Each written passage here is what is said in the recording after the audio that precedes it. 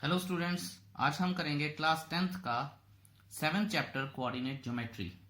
बच्चों, ये चैप्टर बहुत ही ज्यादा इंपॉर्टेंट है। ऑफ कोर्स कोऑर्डिनेट ज्योमेट्री है सॉरी, कोऑर्डिनेट ज्योमेट्री है तो इंपॉर्टेंट तो होगा ही, लेकिन इसमें बहुत सारी चीजें हम सीखेंगे।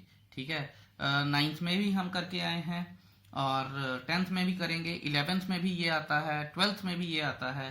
तो कहने का मतलब ये है कि जब तक आप मैथ्स पढ़ेंगे, वो चाहे आप एडिशनल सब्जेक्ट लें, चाहे आप मैथ्स पढ़ें, फिजिक्स पढ़ें, ये चैप्टर ने काम आना ही आना है। ठीक है, तो मैं काफी सारी डिटेलिंग में जाऊंगा और आपको एक एक चीज समझाऊंगा इस चैप्टर में। So what I would request कि be patient and watch the video till the end. ठीक है, और आपको कोई भी डाउट्स हो उन्हें नोट करते रहिएगा, और जब भी आप मुझसे इंटरेक्ट करेंगे तो ये डाउट्स जरूर क्लियर कीजिएगा। हमारे पास है कोऑर्डिनेट ज्योमेट्री। जो हमारे 10th के स्कोप में है वो चीजें हैं डिस्टेंस फॉर्मूला, ठीक है, जो हमें आने चाहिए। दूसरा है सेक्शन फॉर्मूला,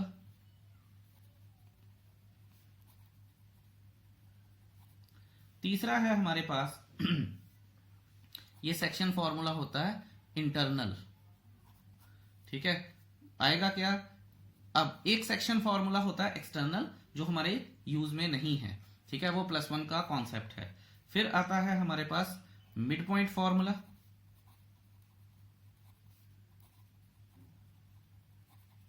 और फिर आता है हमारे पास एरिया ऑफ अ ट्राइंगल और एरिया ऑफ क्वाड्रिलेटरल्स।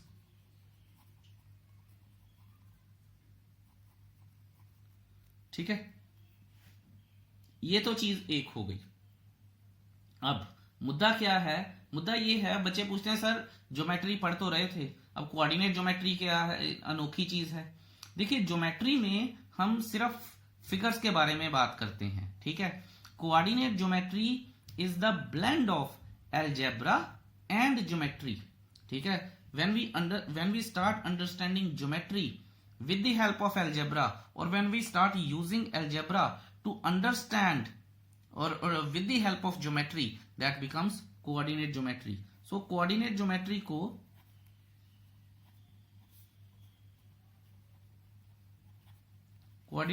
को हम ये लिख सकते हैं, ज्योमेट्री प्लस एल्जेब्रा।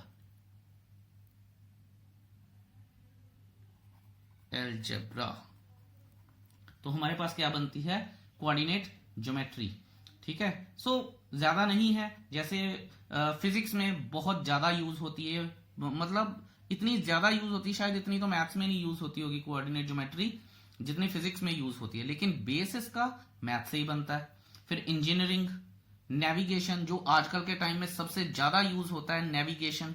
ठीक है, सिस्मोलॉजी, और मतलब an number of engineering sciences जो होती हैं, ठीक है, वहां पे ऑलमोस्ट सारी जगह पे कोऑर्डिनेट ज्योमेट्री यूज होती है। सो अभी तक मैंने आपको ये तो बता ही दिया है कि कोऑर्डिनेट ज्योमेट्री कितना वाइडली यूज है, वाइडली यूज्ड कॉन्सेप्ट है आई शुड से।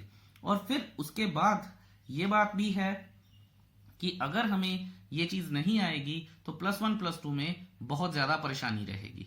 तो इन सारी चीजों को देखते हुए मुझे ये लगता है कि जब भी हम कोऑर्डिनेट ज्योमेट्री पढ़ते हैं तो उसे डिटेल में, डेप्थ में पढ़ना चाहिए, ताकि हमारी हेल्प हो जाए। अब ज्योमेट्री और अलजेब्रा का मतलब क्या है कि जब हम ग्राफिकल रिप्रेजेंटेशन करनी शुरू करते हैं अलजेब्रिक इक्वेशंस की, ठीक है, तो वो बन जाती है कोऑर्डिनेट ज्योमेट्री।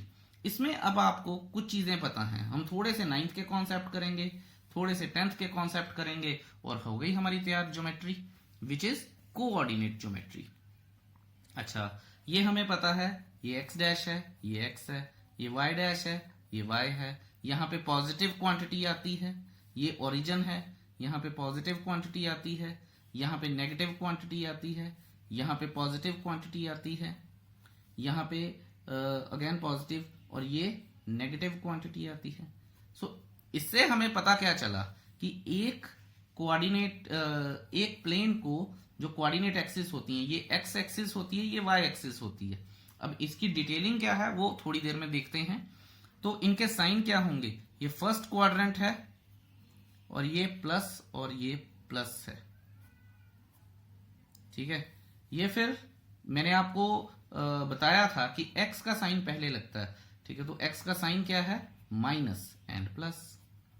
फर्स्ट और थर्ड क्वाड्रेंट में साइन हमेशा सेम रहते हैं, फर्स्ट में पॉजिटिव पॉजिटिव है, थर्ड में नेगेटिव नेगेटिव है, क्योंकि ये x नेगेटिव y भी नेगेटिव, यहां पे x पॉजिटिव y नेगेटिव, ठीक है। तो ये सेकंड क्वाड्रेंट है हमारे पास, ये थर्ड क्वाड्रेंट है हमारे पास, ये फोर्थ क्वाड्रेंट है हमारे पास।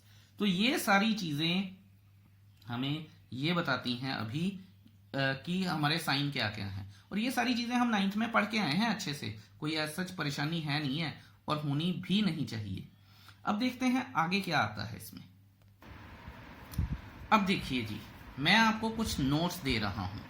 नोट्स क्या है, यहाँ पे मैंने बुलेट्स भी डाले हैं, पॉइंट 1 और point 2।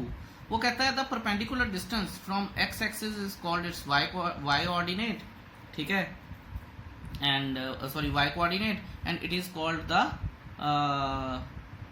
ordinate, and the perpendicular distance from y axis is called x coordinate, and it is called the abscissa। अब मैं ये मान के चलता हूँ कुछ नहीं पल्ले पड़ा आपको, लेकिन पल्ले पढ़ा या नहीं पढ़ा वो बात की बात है। अब इसको समझते हैं कि इसको कहने का मतलब क्या है और एक्चुअल में एब्सिसा और ऑर्डिनेट्स होते क्या हैं।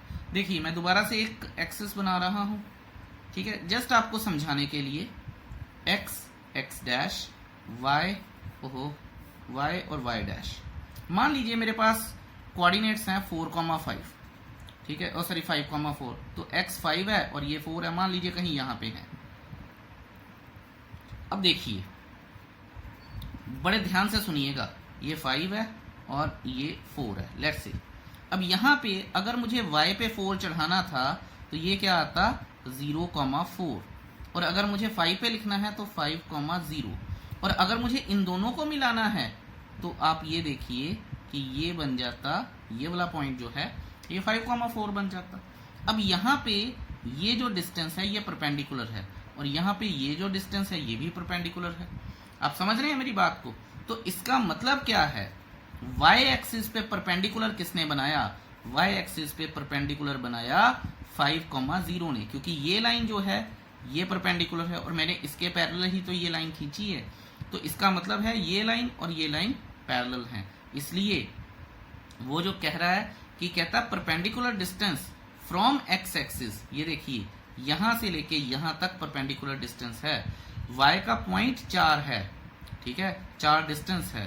सो इसका मतलब इस जो लाइन का perpendicular distance from X axis क्या है, 4। तो ये जो 4 पॉइंट्स हैं, जो डिस्टेंस है इसका, दैट इज 4 यूनिट्स, और 4 यूनिट्स क्या है, वो परपेंडिकुलर डिस्टेंस है। तो 5,4 का मतलब ही क्या है, इस बात को आप ध्यान से समझिए कि जो एक्स एक्सिस है उसका 5 यूनिट डिस्टेंस है वाई एक्सिस से, और ये 4 का मतलब ही क्या है कि जो वाई एक्सिस है, जो वाई एक्सिस है, व्हाट आई शुड से, मैं शायद थोड़ा सा गलत बोल गया, उल्टा बोल गया हूं मैं। तो कहने का मतलब ये है परपेंडिकुलर डिस्टेंस जो हमारा वाई एक्सिस का है उसे ऑर्डिनेट बोलते हैं, और ऑर्डिनेट बोलते हैं तो परपेंडिकुलर डिस्टेंस, यहां मैं लिख देता हूं perpendicular distance of perpendicular distance from Y axis कितना होगा। अब आप ये देखिए ये होगा 4 यूनिट्स। क्यों भला, क्योंकि ये फ्रॉम है, परपेंडिकुलर डिस्टेंस फ्रॉम किसका, एक्स एक्सिस का, ठीक है, फ्रॉम ऑफ एक्स एक्सिस। तो मैं दोबारा बता रहा हूं, perpendicular distance from Y axis is 4 units from X axis, ठीक है, क्योंकि y ने, अब देखिए बड़ा सिंपल शब्दों में अब मैं आपको बताता हूं, अगर एक्स एक्सिस ने ऊपर ट्रेवल करना है तो कितना ट्रेवल करना है, 4 यूनिट ट्रेवल करेगा, क्योंकि y का डिस्टेंस 4 है, तो फिर इसका परपेंडिकुलर डिस्टेंस भी तो 4 होगा। इसी तरह से अगर y ने या y के ऊपर कोई पॉइंट है, उसने ट्रेवल करना है, कितने यूनिट ट्रेवल करना है, उसने 5 यूनिट ट्रेवल करना है। तो कैसे पता चलेगा, जितना x का डिस्टेंस होगा वहीं से तो हमें पता चलेगा कि उसने कितना करना है ट्रेवल। इसी तरह से मैं यहां आपको बता रहा हूं कि distance from x axis, sorry I should write perpendicular distance. Perpendicular distance from x axis is 5 units, ठीक है, of y axis. जैसा मैंने बताया y axis के ऊपर कोई पॉइंट है, it has started walking. कितना चलेगा ये? 5 यूनिट चलेगा, क्योंकि x के ऊपर 5 है, ठीक है. तो x के ऊपर जो पॉइंट्स हैं they never go any place, ठीक है, वो कहीं जाते नहीं है, वो वहीं स्टेशनरी रहते हैं. तो यहां से आप ये बात समझिए कि जो y के पॉइंट हैं वो ट्रैवल करते हैं. I hope that's clear to you. अगर आपको ये चीज नहीं समझ में आई है तो अगली चीजें समझ में आ जाएंगी. जिनको आ गई है ठीक है, अगर कोई मेरे साथ इसके ऊपर डिस्कशन करना चाहता है, ही और शी इज मोस्ट वेलकम. देखिए अब कुछ और समझते हैं बातें. जनरली हमारे पास ये जो प्लेन है इसको दो तरह से नाम दिया जाता है, ठीक है. एक होता है कार्टेशियन या रेक्टेंगुलर कोऑर्डिनेट सिस्टम बोलते हैं इसको. कार्टेशियन प्लेन भी बोला जाता है, कार्टेशियन और रेक्टेंगुलर कोऑर्डिनेट सिस्टम.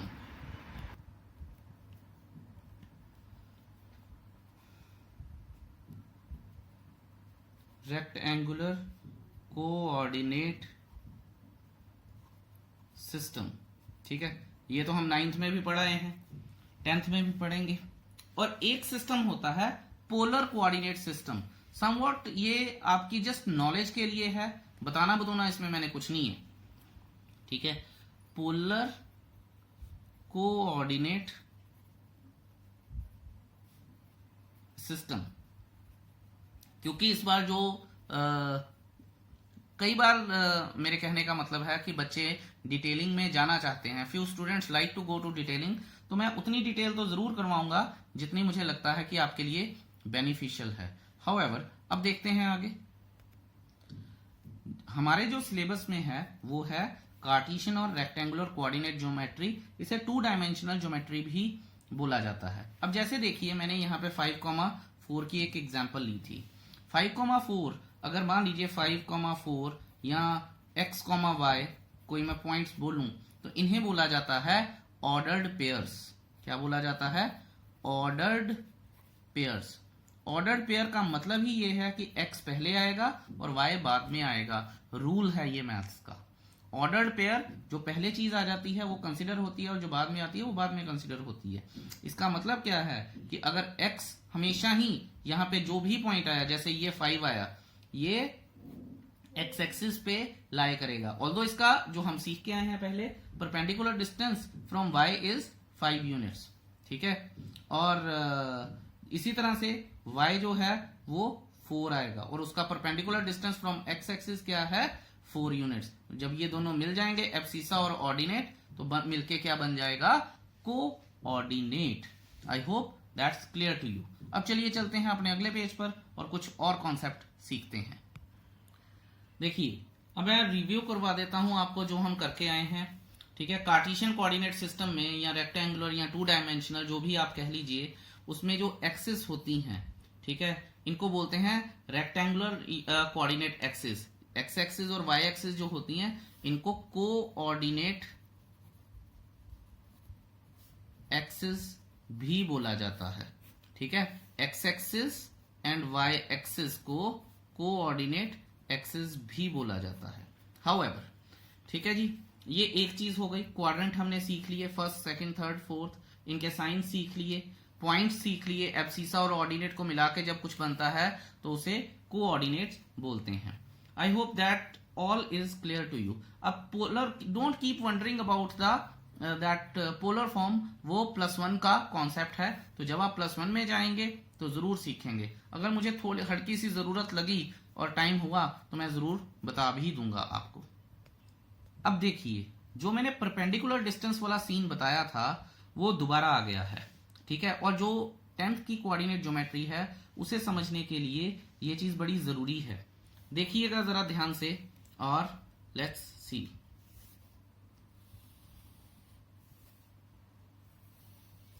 ये देखिए मैंने एक 2 डायमेंशनल प्लेन तैयार कर लिया है अपने पास। ये y डैश है, ये y है, ये x है, ये x डैश है। I hope that's okay with you.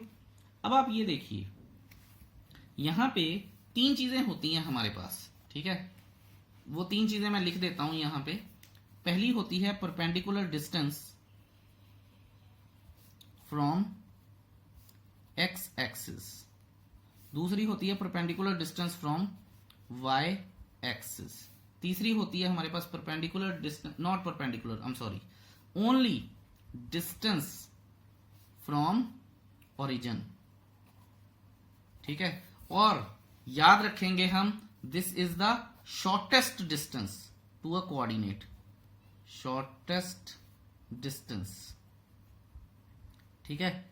आपने 9th क्लास में अपना डिस्प्लेसमेंट कॉन्सेप्ट पढ़ा है। डिस्प्लेसमेंट कॉन्सेप्ट जो है वो इसी के ऊपर ही बेस्ड है। ये जो कोऑर्डिनेट ज्योमेट्री का कॉन्सेप्ट है ना, इसके ऊपर ही डिस्प्लेसमेंट का कॉन्सेप्ट बेस्ड है, ठीक है। I hope that's pretty clear to you. अब चलिए चलते हैं अपने 2 डायमेंशनल प्लेन की तरफ। मान लीजिए मेरे पास कोई कोऑर्डिनेट है x, y लिख लूं या a, b लिख लूं। x, y लिखता हूं, बेटर है। लेट्स से चलिए a, b से आपको ज्यादा समझ आ जाएगा। अब इतना तो मुझे पता है कि ये a जो है x एक्सिस को बिलोंग करता है, ये b जो है वो y एक्सिस को बिलोंग करता है। Let's say a is lying here and b is lying here. अगर मैंने a से एक परपेंडिकुलर ऊपर खींचा तो कहीं यहां चला गया 90 डिग्री, b से मैंने परपेंडिकुलर खींचा तो ये यहां चला गया 90 डिग्री। तो ये जो पॉइंट है ये a, b नहीं बन गया। ये एक चीज है, ध्यान दीजिएगा। और यहां से लेके देखिए ये जो पूरा डिस्टेंस है ये हमारे पास a, 0 है, ये वाला पॉइंट, और ये वाला पॉइंट 0, b है। I hope that's clear to you. इसका मतलब ये जो डिस्टेंस होगा, ये जो डिस्टेंस होगा, वैसे तो इसे y बोलते हैं, पर यहां ओरिजिन से b तक पॉइंट है, तो जो b है वो ये b डिस्टेंस हो गया। और यहां से लेके यहां तक ये a डिस्टेंस है, क्योंकि यहां से लेके यहां तक मैंने a डिस्टेंस ट्रेवल किया है।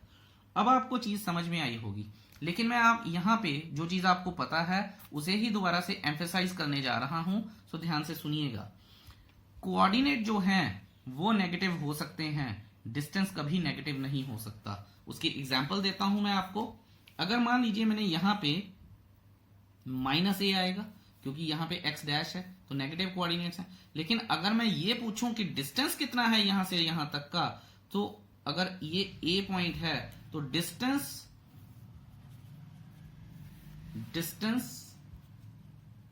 From O to A is A units। सो इस बात का आप विशेष ध्यान रखिएगा कि डिस्टेंस इज नेवर नेगेटिव, ठीक है। मैं डिटेल्स में लेके जा रहा हूं आपको। ये अगर आप सारी चीजें समझ लेंगे तो चैप्टर समझना आसान होगा। आ तो ये वैसे भी जाएगा, जब मैं आपको एग्जांपल्स करवाऊंगा और प्रॉपर इंट्रो आएगी तो आ तो ये आपको वैसे भी जाएगा, कोई परेशानी होगी नहीं आपको, ठीक है। I hope this much is clear to you. अब चलते हैं आगे अपने नेक्स्ट कॉन्सेप्ट की ओर। अब जो हमारा अगला कॉन्सेप्ट है वो है डिस्प्लेसमेंट के ऊपर, यानी distance between 2 points from origin. अब आप ये देखिए कि ये एक पॉइंट है, this is the shortest distance to reach here, ठीक है, ये वाला। और ये सारा आपको समझाने का कारण ही ये था कि मैं यहां पे अब राइट ट्राइंगल बनाना चाहता था। और मुझे अगर कोई पूछे कि अगर मुझे इस पॉइंट पे if I want to reach to this point what is the shortest possible distance I would cover, तो मैं क्या करूंगा, ओ से ए तक निकालूंगा। अब आप ये देखिए कि ये एक राइट ट्राइंगल है, यहां से लेके यहां तक का डिस्टेंस कितना है ए, यहां से लेके यहां तक का डिस्टेंस कितना है बी, तो ओ ए क्या हो गया, पाइथागोरस लग जाएगी। अगर ये ओ पॉइंट है, मान लीजिए ये हमारे पास टी पॉइंट है और ये हमारे पास एस पॉइंट है, तो इन ट्राइंगल OTS, देखिएगा ध्यान से, इन ट्राइंगल OTS, तो OS का square is equal to OT का स्क्वायर प्लस OS का स्क्वायर, ठीक है ना। बड़ी क्लियर है बात, पाइथागोरस लग रही है, कोई दिक्कत ही नहीं है। और मुझे तो OS निकालना है। अब देखिए ओटी क्या है, ध्यान से देखेंगे हम। ओटी क्या है, ए यूनिट्स। ओएस क्या है, बी यूनिट्स। और मुझे ओएस सिंगल निकालना है, स्क्वायर नहीं निकालना उसका। तो ये देखिए ओ एस का whole square is equal to A का स्क्वायर प्लस बी का स्क्वायर। और मुझे तो ओ एस चाहिए, तो ओ एस क्या आएगा, ए स्क्वायर प्लस बी स्क्वायर। अब बच्चे पूछते हैं सर, आप नॉर्मली तो आप कहते हो कि यहाँ प्लस माइनस लगाना चाहिए, यहाँ तो लगाया नहीं, यहाँ तो अगर कोई साइन नहीं है तो पॉजिटिव साइन है, सर क्या चक्कर है। तो मैं हमेशा बच्चों को बताता हूं कि भैया ये जो हमने निकाला है ये डिस्टेंस है, and distance can never be negative. तो डिस्टेंस जब नेगेटिव नहीं हो सकता तो ये आएगा। I hope that's clear to you. चलिए अब आ गए हैं हम अपने ब्लैंक पेज पे। डिस्टेंस फॉर्मूला करने जा रहे हैं हम। अब डिस्टेंस फॉर्मूला, ठीक है। And I have to teach you, ये उन बच्चों के लिए है जो डिटेलिंग जानना चाहते हैं। अदरवाइज आप डिस्टेंस फॉर्मूला सिंपली लर्न कर लीजिए, कोई दिक्कत नहीं है, कोई परेशानी आपको नहीं होगी, ओके। लेकिन कुछ बच्चों को डिटेलिंग पसंद है, और मुझे भी ऐसा लगता है कि ये फॉर्मूला डिराइव कैसे हुआ आपको पता होना चाहिए। अब देखिए मैं यहां पे कोऑर्डिनेट्स बनाता हूं, क्योंकि मैं फॉर्मूला बना रहा हूं इसलिए मैं नेगेटिव कोऑर्डिनेट्स को थोड़ा सा कम ही जगह दूंगा, ठीक है। बड़े ध्यान से देखिएगा। मान लीजिए कि मेरे पास एक कोऑर्डिनेट है, यहां लिख रहा हूं मैं x1 और y1, और दूसरा कोऑर्डिनेट है मेरे पास x2 और y2, ठीक है। अब मैंने x1 और y1 को प्लॉट करना है। Late us say x1 is lying here and y1 is lying here. अब ध्यान दीजिएगा, बड़ी अच्छी चीज जा रहा हूं मैं, ठीक है। तो यहां से मैं परपेंडिकुलर खींचूंगा, कितना डिस्टेंस चलूंगा, x1 डिस्टेंस चलूंगा, मैं x1 डिस्टेंस चल पड़ा, ठीक है। यहां से मैं परपेंडिकुलर खींचूंगा और कितना डिस्टेंस चलूंगा, y1 चलूंगा। ये देखिए मैं y1 चला, यहां पे मैं x1 चला। पता है ना अब आपको, अब तो आपको क्लियर हो जाना चाहिए, ठीक है। तो ये मेरा जो कोऑर्डिनेट आ गया, ये क्या आ गया, x1 एंड y1, और ये इसका नाम मैं रख लेता हूं a, ये नाम हो गया। अब मैं दूसरी बात करता हूं कि मान लीजिए यहां पे मेरा x2 लाई कर रहा है और यहां पे मेरा y2 लाई कर रहा है। यहां से मैं परपेंडिकुलर डिस्टेंस चला कितना, x2 डिस्टेंस चला, तभी तो क्यों है ये y2, पर ये स्टेशनरी है, ये चलेगा नहीं, चलेगा यहां पे ऑपोजिट कोऑर्डिनेट, ठीक है। चलो y2 चल पड़ा, अब x2 चल पड़ा। अब x2 पे मैं हूं तो ये तो रुका रहेगा, तो यहां से मैं कितना चलूंगा, y2 चलूंगा। तो चलिए जी परपेंडिकुलर खींचते हैं, ये भी परपेंडिकुलर है और ये भी परपेंडिकुलर है, तो ये मेरे पास जो आ जाएगा, मान लीजिए ये b आ जाएगा और ये कोऑर्डिनेट क्या आएंगे, x2 y2, ये कोऑर्डिनेट आ गए। अब कोई मुझे कहे कि सर a और b के बीच का डिस्टेंस बताइए, ठीक है। तो दिक्कत वाला ही काम है ना, बीच में ही कहीं लटक रहा काम, तो कैसे ढूंढे। अब आप ये देखिए और बड़े ध्यान से देखिएगा, मैं इस पॉइंट को और इस पॉइंट को मिला रहा हूं और ये सी पॉइंट इसको नाम दे रहा हूं। अब मुझे ए सी चाहिए, यहां पे ए सी क्या आएगा, ये देखिए पूरा ओ, यहां से यहां तक का डिस्टेंस कितना था, x2, और मुझे तो चाहिए ए सी यानी x1 से x2 चाहिए। तो आप देखिए अगर यहां से लेके यहां तक का डिस्टेंस x2 है और यहां से लेके यहां तक का डिस्टेंस x1 है, तो x2 माइनस x1 हो गया, ठीक है ना। सो ये क्या आ गया है, ये जो आया है मेरे पास यहां से लेके यहां तक का x2 माइनस x1 आ गया है। इसी तरह से ये आप देखिए यहां से लेके यहां तक का पैरेलल है, तो ये पूरा y2 आ गया, पर मुझे तो सिर्फ BC चाहिए, और BC कितना आएगा, पूरा y2 माइनस ये y1 है और ये पूरा y2 है, तो y1 निकाल दूंगा मैं, तो y2 माइनस y1 आ गया। अब आप ये देखिए in triangle A B and C right triangle बन गया, क्योंकि ये राइट ट्राइंगल है, ये लाइन पैरेलल है, तो यहाँ पे अपना कॉरस्पॉन्डिंग एंगल्स हो गए, ठीक है। या ऑल्टरनेट इंटीरियर हो गया, आप कुछ भी देख लीजिए, सारे ही एंगल लग जाते हैं यहाँ पे तो, ठीक है। 9th क्लास ज्योमेट्री थोड़ी सी। अब यहाँ पे इस राइट ट्राइंगल में मैं क्या लेके आऊंगा, पाइथागोरस लगाऊंगा और वहां से मैं ए बी का डिस्टेंस निकालूंगा। Let's move to the next page. और आप यहाँ पे पॉज करके वीडियो आप कोऑर्डिनेट्स वगैरह नोट कर लीजिए, ताकि जब हम अगले पेज पर जाएं तो आपको कोई दिक्कत ना आए। लेट्स सी कि ये फॉर्मूला बना कैसे है। लो जी, मैंने लिख लिया है in right triangle ABC, A B जो कि हाइपोटेन्यूज है और मुझे वही निकालना है। डिस्टेंस बिटवीन शॉर्टेस्ट, इसको परपेंडिकुलर नहीं बोलते, शॉर्टेस्ट, ये परपेंडिकुलर डिस्टेंस होते हैं, ठीक है। Shortest distance between A and B जो आ जाएगा A C square plus B C square. अब ए सी हमने क्या निकाला था, ए सी निकाला था x2 माइनस x1 का whole square, plus B C क्या निकाला था y2 माइनस y1 का होल स्क्वायर। और ये ए बी स्क्वायर है, स्क्वायर इधर जाके क्या हो जाएगा, स्क्वायर रूट हो जाएगा। और मैं आपको बता के आया हूं कि प्लस और माइनस का साइन लगेगा नहीं, क्योंकि ये है distance and distance is always positive. ये एक बात है हमारे पास। अब जब ये चीजें क्लियर हो गई हैं मेरे पास और इनमें कोई इशू भी नहीं है अब मेरे पास, तो मैं आपको ये बात बताना चाहूंगा कि x2 माइनस x1, कई बच्चे पूछते हैं सर गलती से ना x1 लगा दिया और x2, पूरा क्वेश्चन काट देते हैं पेपर में। ऐसा कुछ नहीं है भैया, ऊपर स्क्वायर लगा है, ऊपर स्क्वायर, क्योंकि ये मैथ की एक और टेक्निकलिटी है कि अगर ऊपर स्क्वायर लगा है तो आपने x1 पहले लगाया, x2 बाद में लगाया, कोई फर्क नहीं है।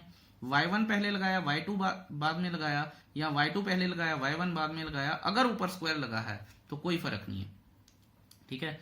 कोई भी फर्क नहीं होता है, रियल नंबर पे तो बिल्कुल ही नहीं होता। सो ये सारी चीजें थी, ये पूरी इंट्रोडक्शन है। सो यहां पे मैं लिख सकता हूं, अब इसको सम अप करूं तो डिस्टेंस बिटवीन, शॉर्ट फॉर्म नहीं लिखनी है, बिटवीन आपने पूरी लिखनी है, distance between any two points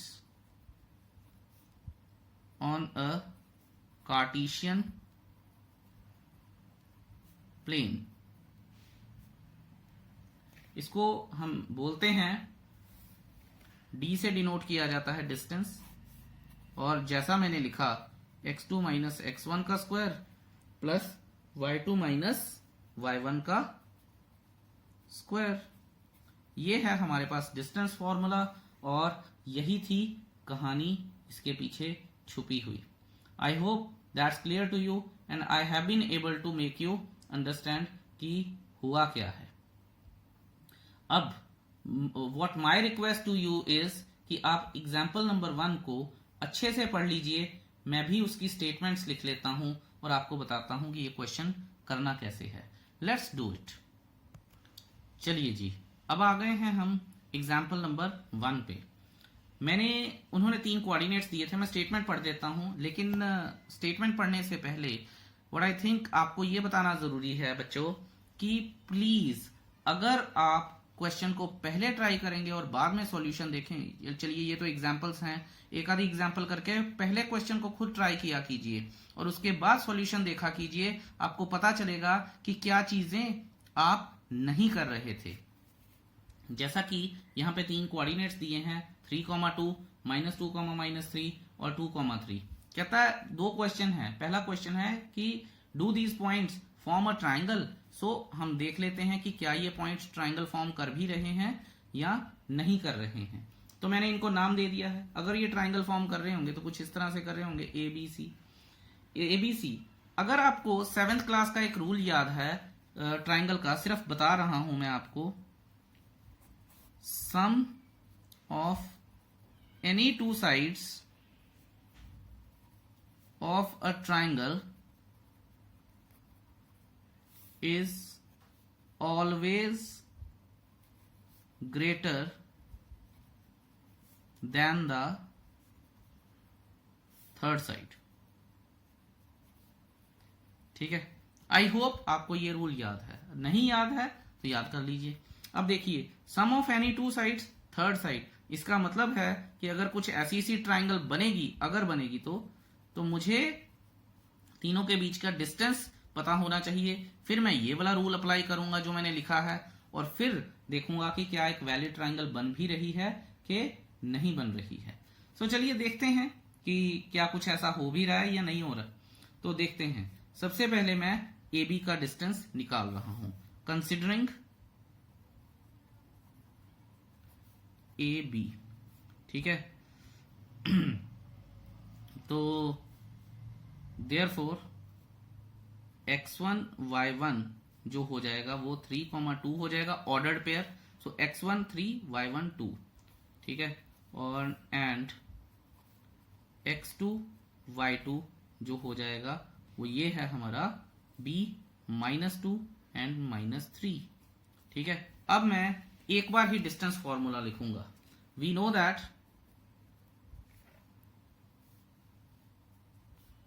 distance formula is d is equal to x2 minus x1 का whole square plus y2 minus y1 का होल स्क्वायर। ठीक है जी, ये हो गया। अब मुझे लिखना है a b के बीच में डिस्टेंस, और x2 क्या है मेरा, देखिएगा x2 क्या है, ये देखिए -2, और x1 क्या है -3, और ये स्क्वायर आ गया, प्लस y2 क्या है -3, और x2 क्या है, सॉरी y1 क्या है 2, और ये स्क्वायर आ गया। अब यहां पे मैंने लगा दिया अंडर रूट। तो -5 का स्क्वायर क्या है 25, और यहां पे -5 और उसका स्क्वायर क्या है 25, और ये अंडर रूट लग गया, ये लग गया हमारे पास 50। ठीक है, और 50 क्या होता है 5√2 होता है। ठीक है, बाद में √2 का वैल्यू क्या होती है 1.414 होती है। अगर मुझे जरूरत पड़ेगी तो मैं वो जरूर करूंगा। अभी के लिए यूनिट्स, क्योंकि और कुछ लिखा नहीं है, यूनिट लिखना जरूरी है। यहां तक मैं क्वेश्चन को रोक रहा हूं। ठीक है, अब मैं ये भी यूज कर सकता हूं और ये भी यूज कर सकता हूं। अब हम बात करेंगे, ए बी हो गया, अब हम बात करेंगे बीसी की, बीसी में। ठीक है, ध्यान दीजिएगा, ऐसे लिखता हूं मैं, कंसिडरिंग बी सी। तो कोऑर्डिनेट क्या है हमारे पास, x1 y1 क्या आ जाएगा अब हमारे पास -3, -2 एंड x2 y2 क्या आ जाएगा मेरे पास। ठीक है, ये सी वाले जो पॉइंट थे, क्योंकि 2, 3। तो डिस्टेंस अब लिखने की जरूरत नहीं है, इज इक्वल टू, ठीक है, अपना x2 माइनस x1 2 -3 और फिर उसका square, plus y2 minus y1 3 -2 का होल स्क्वायर। यहां लिख दूंगा मैं by distance formula.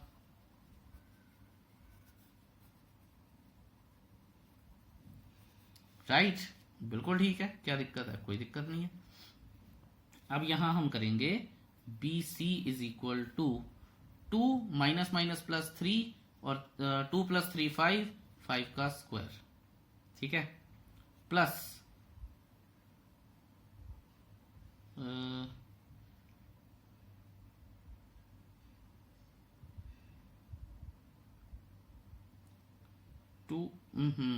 M so sorry यार, मैंने गलत पॉइंट पढ़ लिए। यहाँ पे आएगा मेरे पास -2 और 3 -3। आई एम सो सॉरी, मैं ये दोबारा कर देता हूँ, बाकी तो सारा ठीक है। तो बी सी आ जाएगा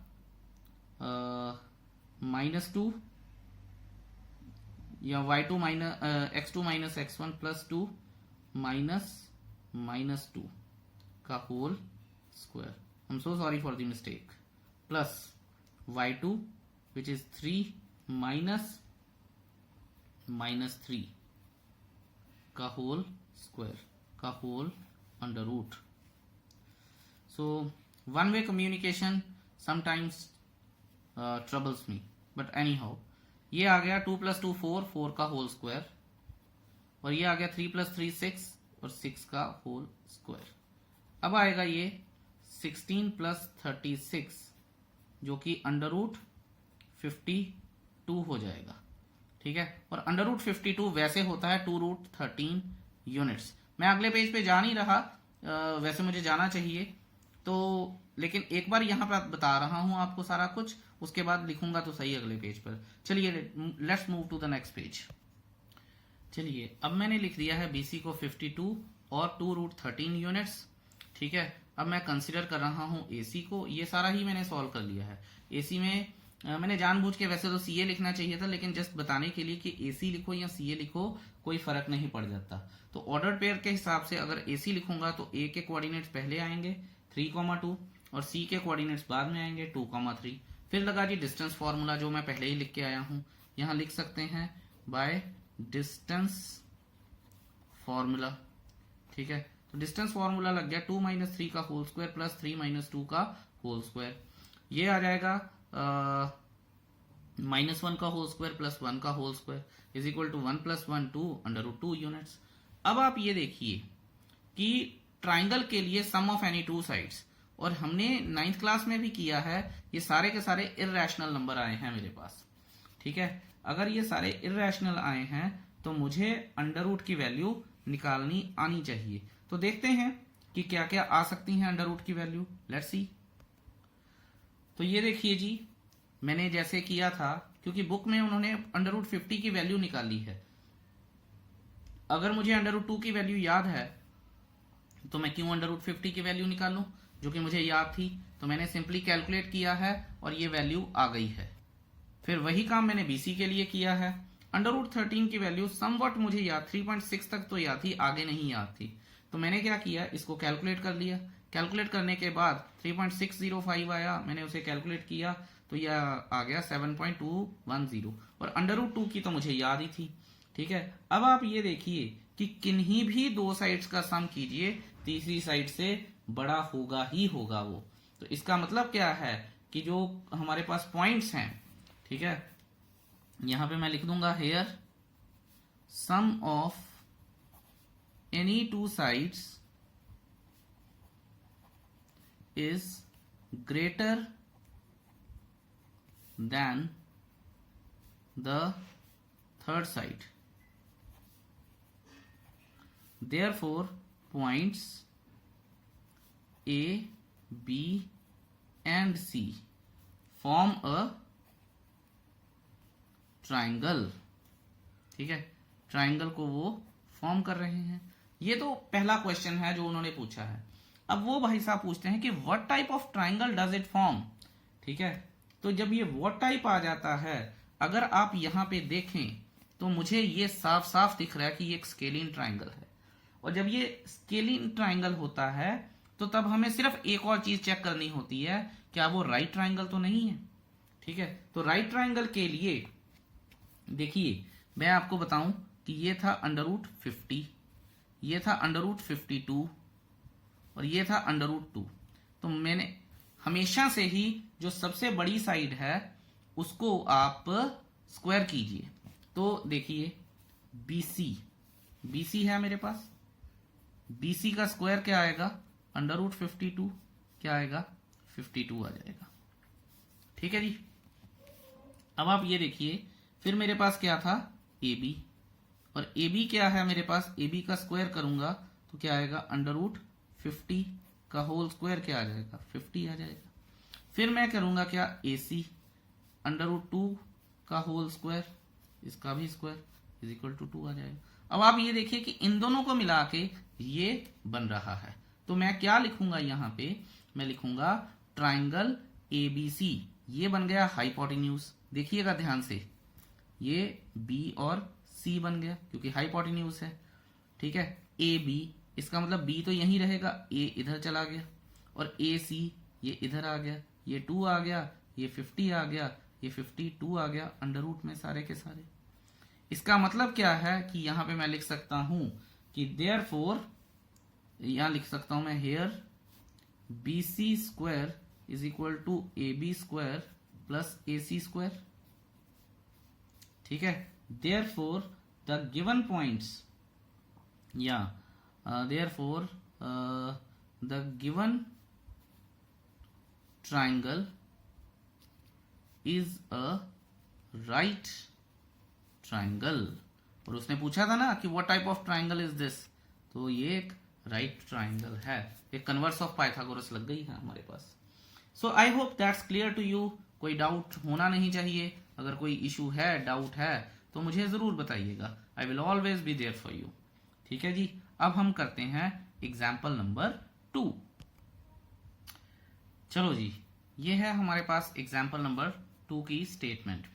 उन्होंने बोला है कि show that these points are the vertices of a square, और बताइए क्या ये है भी हैं या नहीं है, मतलब शो करना है।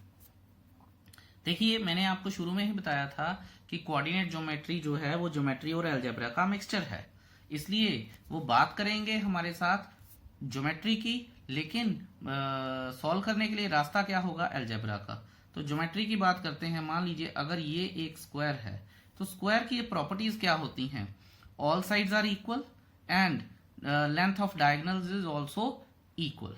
तो मैंने क्या किया, मैंने ए ये किया, बी को ये माना, सी को ये माना, डी को ये माना। 4 वर्टिसेस थे, तो अगर ए बी सी और डी वर्टिसेस को मैंने यहां लिख लिया है, तो फिर मैंने डिस्टेंस फॉर्मूला भी लिख लिया है, x2 माइनस x1 का whole square plus y2 minus y1 का होल स्क्वायर। अब चलिए, अब हम अगले पेज पे चलते हैं, और जो साइड्स हैं, जैसे ए बी है, बी सी है, सी डी है, डी ए है, ए सी है और बी डी है, इनकी लेंथ निकालते हैं, देखते हैं कि क्या आती है। ये देखिए, मैंने क्या किया है, कंसिडरिंग साइड ए बी। तो ए बी अगर साइड कंसीडर करनी है, तो ए के कोऑर्डिनेट क्या है, 1,7 और बी के क्या है, 4,2।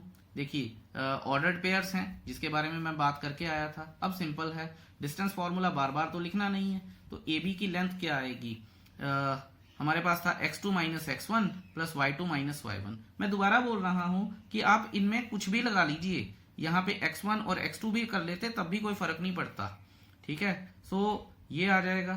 तो यहाँ 3 आया, 3 का स्क्वायर 9, और यहाँ 5 आया, -5 आया, रादर -5 का स्क्वायर 25। दोनों को ऐड किया तो √34 यूनिट्स। इसी तरह से मैंने BC निकाला है, कंसिडरिंग साइड BC। जब मैं साइड BC को कंसिडर कर रहा हूं, तो मेरे पास x1 और y1 क्या है, 4,2 B के कोऑर्डिनेट्स, C के कोऑर्डिनेट्स क्या हैं, -1, -1, ये x2 और y2 हो गए। अब मैं BC का डिस्टेंस निकालूंगा डिस्टेंस फॉर्मूला से। ये देखिए, x2 minus x1 plus y2 minus y1, तो इसका स्क्वायर 25 आया, इसका स्क्वायर 9 आया, तो √34।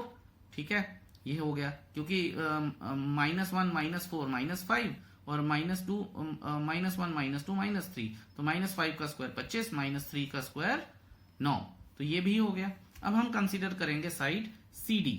CD साइड कंसीडर की है, तो x1 C के कोऑर्डिनेट्स -1, -1, और D के कोऑर्डिनेट्स x2 y2 क्या आ गए, -4, CD क्या है अब हमारे पास, x2 माइनस x1।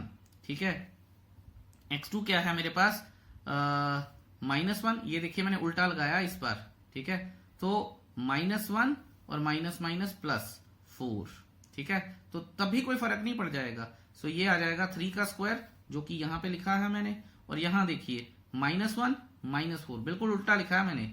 ठीक है, जस्ट आपको बताने के लिए कि y2 माइनस y1 नहीं है, y1 माइनस y2 भी सेम ही वैल्यू हमें देगा। तो ये आ जाएगा हमारे पास -5 का स्क्वायर, यहां लिखा है, तो 3 का स्क्वायर 9, -5 का स्क्वायर 25, अंडर रूट में आया √34 यूनिट्स। अब मैं कंसिडर करूंगा side DA।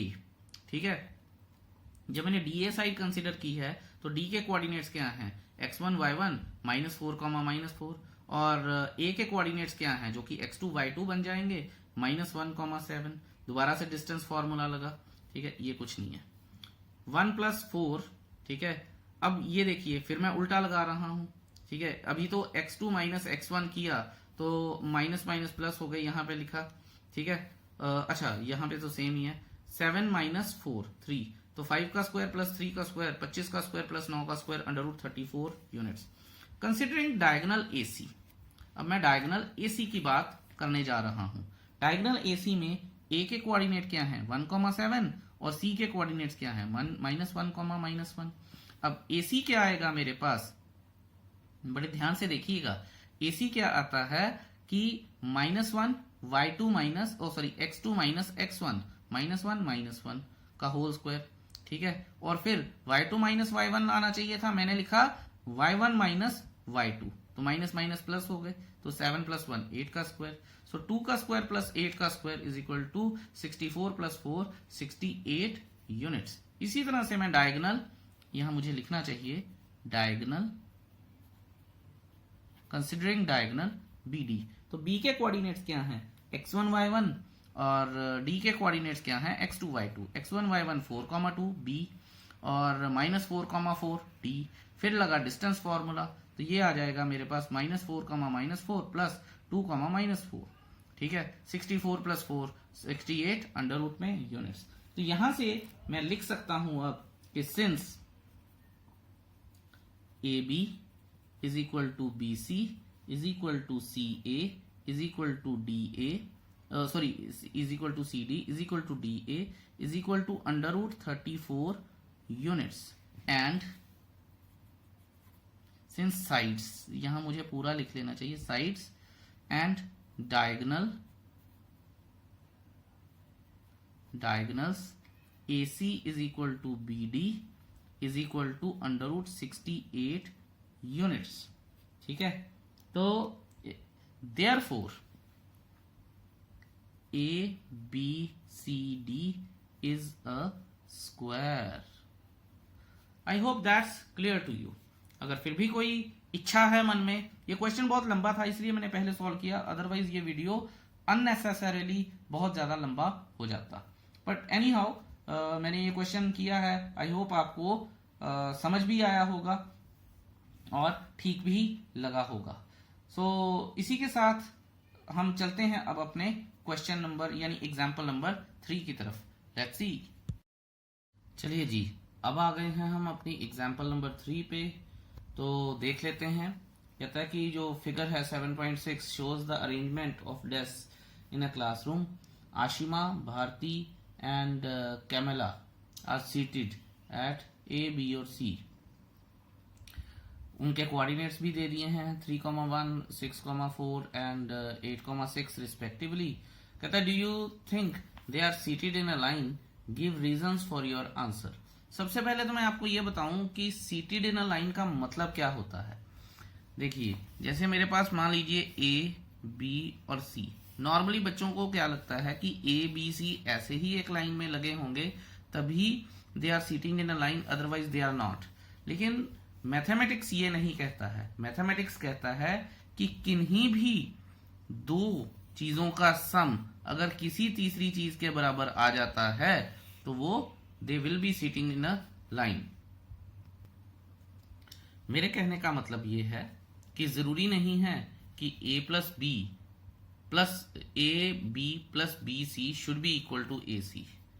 AB plus BC should be equal to AC, ये जरूरी नहीं है। जरूरी ये है कि कोई भी दो, ठीक है, कोई भी दो, ऐसा भी हो सकता था AC मतलब ऐसे भी लगे हो सकते थे, AC plus CB is equal to AB, ये भी हो सकता है। Okay, don't worry about it. So इसमें ये कोई मतलब नहीं है कि अगर आप ये कहें कि मतलब AB प्लस BC सिमेट्री, जैसे ABC कईयों का होता है ABC सिमेट्री में लगे हैं तो AB plus BC should be equal to AC, तो जरूरी नहीं है। हो सकता है ऐसा हो भी जाए, हो सकता है ऐसा नहीं भी हो। अब वो कहता है कि मेरे पास अगर आप ये देखिए कि आशिमा जहां पे बैठी है उस पॉइंट्स के कोऑर्डिनेट क्या हैं 3,1। भारती जहां पे बैठी है उस पॉइंट्स के कोऑर्डिनेट क्या है मेरे पास 6,4, और कैमेला जहां पे बैठी है उस पॉइंट के कोऑर्डिनेट क्या है 8,6, ठीक है। अब मुझे क्या करना है कि अब जैसा कि मुझे AB, BC, AC ये तो चलो बाद की बातें हो गई, इसका मतलब मुझे इनमें डिस्टेंस ढूंढ के बताना है। तो मैं पहले कंसिडरिंग AB, सो x1 y1 क्या हो गया 3,1 ऑर्डर्ड पेयर जैसा कि मैं बता चुका हूं। फिर x2 y2 क्या हो गया जी 6,4 अगेन ऑर्डर्ड पेयर। अब डिस्टेंस फॉर्मूला,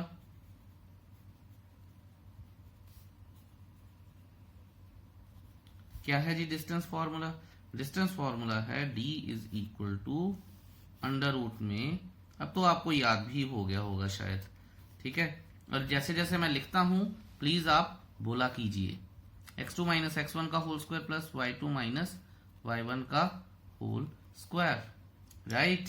या अब now A B is equal to x2 हमारे पास क्या है 6, x1 क्या है 3 का होल स्क्वायर प्लस y2 क्या है 4 माइनस 1 का whole square is equal to 3 का स्क्वायर 9 प्लस 3 का स्क्वायर 9। तो ये बन गया क्या हमारे पास अंडर रूट 18, जो कि 3 3 जा 9 2 जा 18, तो 3 यूनिट्स, ठीक है। एनसीईआरटी में कहीं भी यूनिट्स नहीं लिखे हैं, बट आपको लिखने चाहिए क्योंकि हम लेंथ की बात कर रहे हैं। However now considering BC,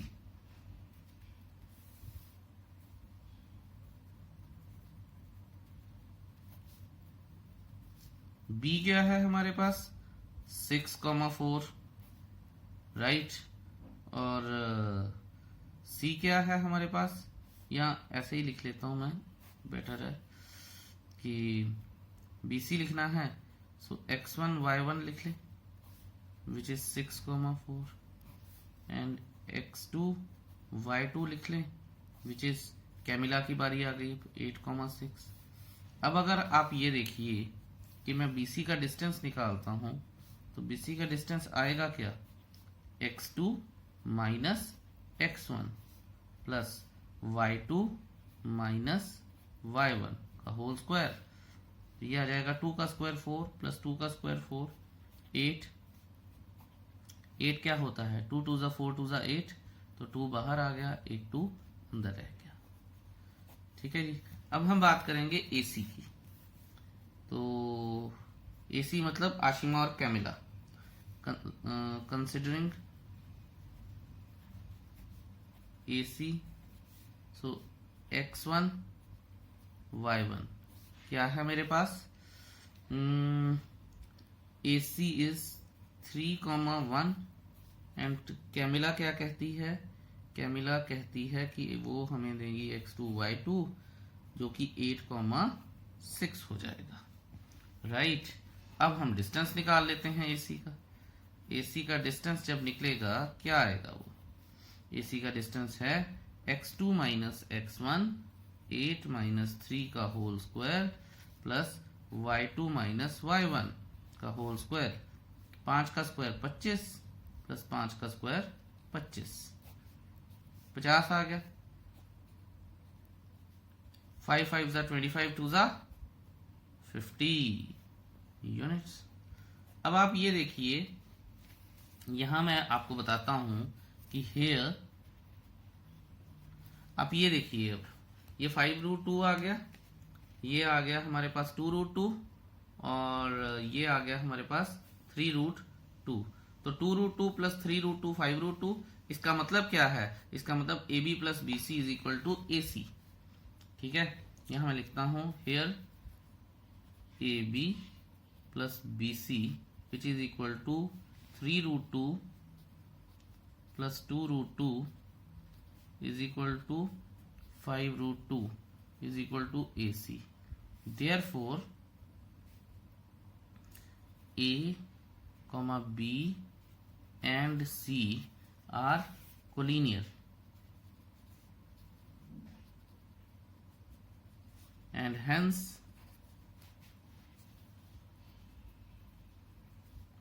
Ashima, Bharti and Camilla, तीसरी कौन सी है, कैमिला ही है शायद, yes, are seated in a line, and that's it. This is what we had to prove. Okay, चलिए अगले पेज पर चलते हैं और एग्जाम्पल नंबर 4 देखते हैं। Let us see. Example number 4 एक बहुत ही ज्यादा इंपॉर्टेंट क्वेश्चन है इन 1 मार्क और 2 मार्क कैटेगरी, ठीक है छोटा सा ही है, लेकिन मैं आपको इसमें कुछ चीजें बताऊंगा जिनका आपको खास ध्यान रखना है। क्वेश्चन की स्टेटमेंट है, find a relation between x and y such that point x comma y is equidistant from the point 7,1 and 3,5। Okay, तो उन्होंने बोला है कि एक रिलेशन बताइए x एंड y का जब एक पॉइंट है वो इक्विडिस्टेंट है। देखिए अब इक्विडिस्टेंट का मतलब क्या है, मान लीजिए यहाँ पे कोई p पॉइंट है, ठीक है, या कोई भी पॉइंट मान लीजिए, एक पॉइंट मुझे दिया है q पॉइंट दिया है और एक पॉइंट दिया है मुझे r पॉइंट दिया है। उसने ये बोला है कि Q P is equal to P R, और जो p है उसके कोऑर्डिनेट्स दिए हैं x, y, और जो q पॉइंट है उसके कोऑर्डिनेट्स दिए हैं मुझे 7,1, और ये जो r पॉइंट है उसके पॉइंट दिए हैं 3,5। सबसे पहले आप ये बात समझिए कि रिलेशन ढूंढने के लिए बोला है उसने, तो रिलेशन का मतलब ही क्या होता है? रिलेशन का मतलब होता है कि we have to find an equation. ठीक है, ध्यान दीजिएगा। अब यहां मैं लिख लेता हूं, let p is equal P x y, ठीक है, b equidistant from q which is 7,1 and r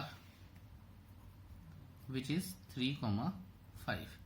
Therefore अगर इक्विडिस्टेंट हैं तो अब हमें ये पता है कि P Q is equal to P R, ये भी हो गया। पी क्यू का whole square is equal to P R का होल स्क्वायर, ठीक है। And distance formula d is equal to x2 minus x1 का whole square plus y2 minus y1 का होल स्क्वायर, ये आ गया बाय डिस्टेंस फॉर्मूला, है ना।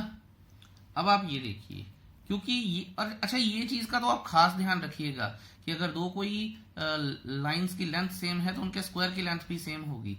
ये बहुत जगह यूज होती है, ये चीज बहुत ज्यादा जगह यूज होती है, तो इसके ऊपर खास ध्यान रखिएगा, ठीक है, इस चैप्टर में भी और आगे भी। अब आप ये देखिए कि मैं यहां से डिस्टेंस फॉर्मूला लगाऊंगा, यहाँ पे ये हो गया x1 y1, ठीक है, ये हो गया x2 y2, और फिर यहां से अगर मैं इसको कंसिडर करूंगा x1 y1, ये हो गया x2 y2। तो सिंपली मैं लिखूंगा नहीं क्योंकि फॉर्मूला में लिख चुका हूं, अब मैं सिंपली इसका वैल्यू लगाऊंगा, ठीक है, विच इज दैट इज, अब आप देखिए x माइनस 7 का whole square plus y minus 1 का होल स्क्वायर। स्क्वायर लगाने का, यहां देखिए स्क्वायर लगाने का मतलब ही ये था कि अब स्क्वायर रूट नहीं लगेगा, क्योंकि आप ये देखिए ना, पी क्यू का स्क्वायर है और ये है, तो अंडर रूट से स्क्वायर कट नहीं गया। तो इसी तरह से x माइनस, अब मैं पी आर को कंसिडर कर रहा हूं, 3 का whole square plus y minus 5 का होल स्क्वायर। तो स्क्वायर, ये बात बहुत ज्यादा इंपॉर्टेंट है कि स्क्वायर लगाने के रीजन क्या है कि मैं अब स्क्वायर रूट नहीं लगाना चाहता। अगर स्क्वायर रूट लगा देता फिर लिखता कि स्क्वायरिंग ऑन बोथ साइड्स, फिर वो कटता, ठीक है, तो वो मुश्किल हो जाती है, कोऑर्डिनेट ज्योमेट्री में स्टेप्स बढ़ जाती हैं। फॉर्मूला लिखते हैं, A square plus B square minus 2ab plus A square plus B square minus 2ab is equal to A square plus B square minus 2ab plus A square plus B square minus 2ab, ठीक है। तो अब मैं क्या करूंगा, देखेंगे, X square से X square गया, वाई स्क्वायर से वाई स्क्वायर गया, और कुछ जाता है? चलो जाता हो नहीं जाता हो बाद में देखेंगे। अब हम ये 49 plus 1 50 minus 14x minus 2y is equal to 34 -6x -10y। ठीक है। अच्छा, अब सारी चीजों को एक तरफ ले आइए। ठीक है, अगर x को आप पॉजिटिव रखना चाहते हैं तो जो बड़ा x है उसको दूसरी साइड ले जाइए, अगर वो नेगेटिव का है तो ये इधर गया, प्लस का हो गया, तो यहाँ पे आ जाएगा हमारे पास क्या, 8x। ये भाई साहब इधर जाएंगे तो -8y, और 34 इधर आ जाएगा तो क्या आएगा, 16। तो ये 8 कॉमन आ जाएगा अब हमारे पास, और वो कट जाएगा, x minus y is equal to 2। देखिए, रिलेशनशिप का मतलब होता है x और y की एक फाइनल इक्वेशन लेके आनी। ठीक है, यहां मैं लिख सकता हूं which is the required relation. ठीक है, तो खासा आसान था, कोई दिक्कत थी नहीं इसमें। ठीक है, मैं आपको इसके बारे में कुछ और भी बातें बता सकता हूं, लेकिन मुझे ऐसा लगता है कि बच्चे कंफ्यूज हो जाएंगे। ठीक है, लेकिन मैं फिर भी बताऊंगा। ठीक है, जिसको समझ में आता है ठीक है, जिसको नहीं समझ में आता जस्ट लीव इट। ठीक है, लेकिन अगर किसी का भला होता है तो फिर क्या दिक्कत है। देखिए, मैं आपको ये चीज बताना चाहता हूं कि इक्विडिस्टेंट का मतलब ही क्या होता है। अगर आपने छोटी क्लासेस में या इवन 9-10 में भी बाइसेक्टर का रूल पढ़ा है, ये देखिए बाइसेक्टर, अगर मान लीजिए ए बी एक लाइन है, पी क्यू उसे बाइसेक्ट करती है एट ओ, तो ओ इज, ये बोला जाएगा कि O is equidistant from A as well as B. तो हमारा मतलब क्या होता है, मतलब है कि हम इसे बाइसेक्ट कर रहे हैं। ठीक है, बड़े ध्यान से ये बात देखिएगा कि ए बी को हम क्या कर रहे हैं, बाइसेक्ट कर रहे हैं। तो ये जो पी क्यू एक लाइन है, तो रिलेशनशिप जो होता है ना, उसका मतलब ये होता है कि इस जो लाइन बाइसेक्ट कर रही होती है उसकी इक्वेशन निकाल दीजिए। ये मतलब होता है रिलेशनशिप का। ठीक है, अगर तो सिंपली उसने इक्विडिस्टेंट बोला होता फिर तो मैं फटाफट से मिड पॉइंट फॉर्मूला लगाता, this plus this divided by 2। सो कहने का मतलब क्या है कि जो मैंने ऊपर वाला क्वेश्चन भी किया है, अगर आप ये देखिए 7,1 ये पॉइंट है, और दूसरा पॉइंट उन्होंने दिया था 3,5 ये पॉइंट है, तो ये मिड पॉइंट निकालना होता तो 7 + 3/2, तो ये आ जाता 5। अगर मिड पॉइंट के कोऑर्डिनेट्स निकालने होते 1 + 5/2 3 आ जाता, ये तो कोऑर्डिनेट निकल जाते। पर उन्होंने क्या बोला है, उन्होंने बोला है रिलेशनशिप। तो रिलेशनशिप हमने क्या निकाला, x - y = 2। ठीक है, तो ये क्या आ गई है, अब इस PQ लाइन की इक्वेशन आ गई है। ठीक है, ये जस्ट मैंने एक रैंडम एग्जांपल ली है, इसे प्लीज ऊपर PQR से मत देखिएगा, ये जस्ट मैंने बना के बताया है आपको। तो आई जस्ट होप कि आपको ये चीज क्लियर हुई है कि रिलेशनशिप का मतलब क्या होता है। ठीक है, so let's see example number 5। अब देखिए जी, आ गए हैं हम क्वेश्चन नंबर 5 पे। इसको ध्यान से समझिएगा, क्योंकि जो मैंने ऊपर समझाया है उसी के कॉन्टेक्स्ट में मैं बात करूंगा, लेकिन कोऑर्डिनेट ज्योमेट्री की ब्यूटी ही ये है कि कॉन्सेप्ट सेम होता है, लेकिन फिर भी हमें कई बार पता नहीं चलता कि ये क्यों सेम है। तो देखते हैं क्वेश्चन नंबर 5 की, एग्जांपल नंबर 5 की जो स्टेटमेंट है, find a point on y axis. ध्यान दीजिएगा, उन्होंने बोला है पॉइंट है वाई एक्सिस पे, कहीं एक पॉइंट है, इसका मतलब x यहाँ पे 0 होगा, तो इसके कोऑर्डिनेट्स क्या हो सकते हैं, 0, y। ओके, अच्छा, तो find a point on y axis which is equidistant from the point 6, 5 and -4, 3।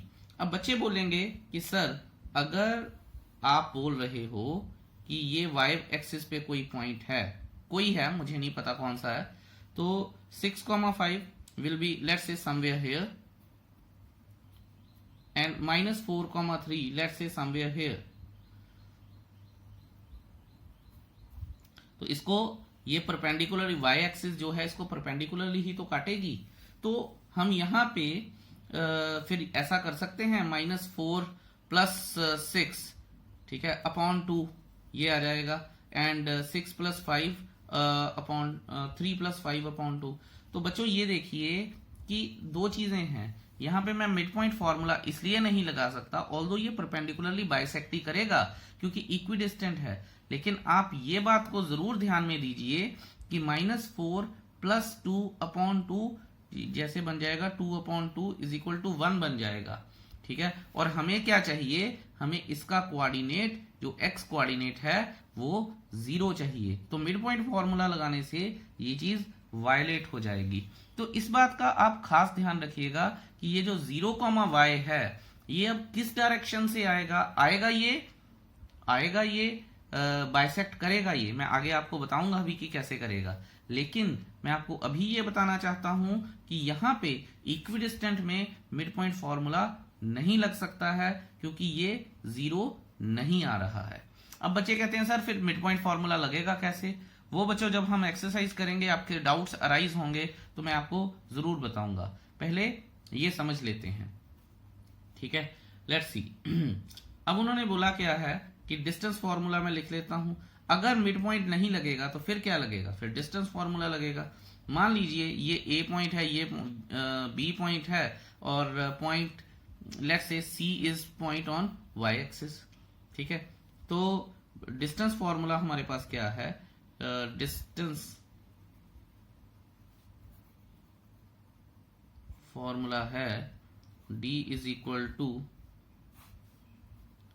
- y1 का whole square plus x2 - x1 का होल स्क्वायर। ठीक है, अब हमें निकालना क्या है, हमें निकालना है, ये देखिए AC और BC ये दोनों सेम हैं। अगले पेज पर चलते हैं और देखते हैं। स्वागत है आपका अगले पेज पर। जैसा मैंने लिखा था AC = BC which implies AC² = BC का स्क्वायर। ठीक है, ये चीज हो गई मेरे पास। अब मुझे डिस्टेंस फॉर्मूला में लिख चुका हूं, अब मुझे सिंपली इनके पॉइंट्स लिखने हैं। 6 - 0 का होल स्क्वायर प्लस 5 - y का whole square is equal to -4, 0 का होल स्क्वायर प्लस 3 - y का होल स्क्वायर, क्योंकि वो इक्विडिस्टेंट है। ठीक है, अब फॉर्मूला लगा लेते हैं। 6 का स्क्वायर 36, इट इम्प्लाइज 2, और यहाँ पे a - b का whole square a² plus b² minus 2ab is equal to -4 का square 16 plus a² plus b² minus 2ab। Right, so ये हो गया हमारे पास। y² से तो y² गया, यहाँ पे ये आ जाएगा अपने पास 4y, और ये इधर चला गया तो 20 आ गया, 20 और 4 45 आ गया। ये आ जाएगा हमारे पास 45 ही आएगा ना। अच्छा ये 9 भी तो है, तो ये भी तो उधर जाएगा तो 36 हो जाएगा। मैं सोच रहा था 45 तो कटता नहीं। सो यहाँ आ जाएगा y = 9 आ जाएगा। सो y की वैल्यू 9 है, तो the required point on y axis is 0,9 which is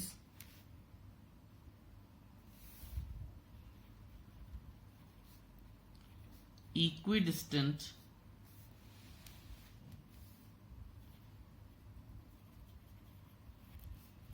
from अपना A और B दो पॉइंट्स थे।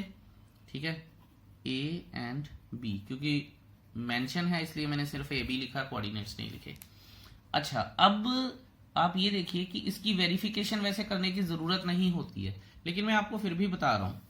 ठीक है, AC हमने C पॉइंट ही मानना था ना, वो जो y एक्सिस पे था। तो आप ये देखिए